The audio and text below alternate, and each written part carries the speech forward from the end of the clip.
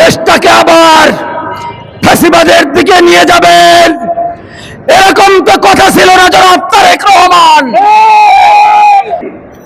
ফ্যাসিবাদ মুক্ত আন্দোলনে আপনারা আমাদের সাথী ছিলেন, দেশটাকে আবার ফ্যাসিবাদের দিকে নিয়ে যাবেন, এরকম তো কথা ছিল না জনাব তারেক রহমান। দয়া করে ইসলামী ব্যাংককে তার শপথে চলতে দিন। ইসলামী ব্যাংক নিয়ে আপনার অর্থ বিভাগ যেন ছিনিমিনি না খেলে, এটা আপনার যেন পতনের আন্দোলন না হয়। তাই একমাত্র ইসলামী ব্যাংকটাই হলো আমাদের এই হালাল। কোরআনে আল্লাহ পাক সুদকে হারাম করেছেন, এজন্য আমরা এখানে টাকা পয়সা রাখি। তাই আমরা চাই না যে আমাদের এই ব্যাংক আবারও তার হাতে গিয়ে, এই ফেসিলিটির হাতে গিয়ে অর্থনীতিকে একদম ভেঙে দেখে। আমরা তো এভাবে একবারই নিঃস্ব হয়ে গেছি, আরও যদি তাদের হাতে যায় আমাদের অবস্থা আরও বেশি খারাপ হয়ে যায়।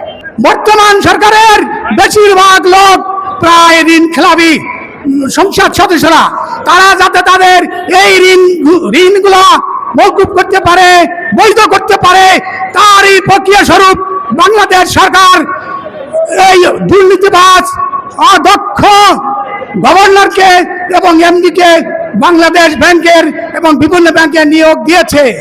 এই বাংলাদেশের ব্যাংকের যে গভর্নর, সে একটা অযোগ্য গভর্নর।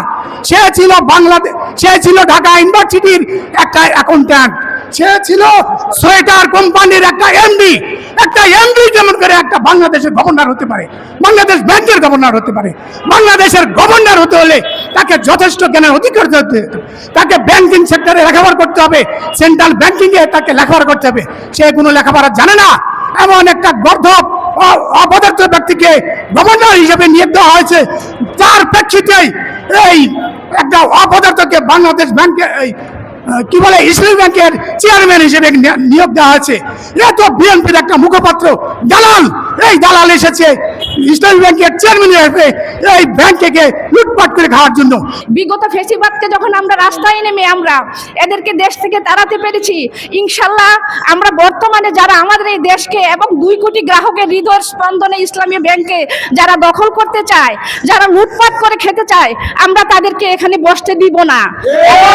আমরা আমাদের অধিকারকে আদায় করে ছাড়বো ইনশাআল্লাহ।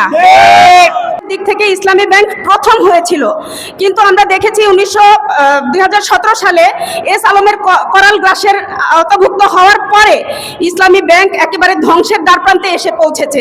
ইসলামী ব্যাংক থেকে লক্ষ কোটি টাকা সরানো হয়েছে, পাচার করা হয়েছে।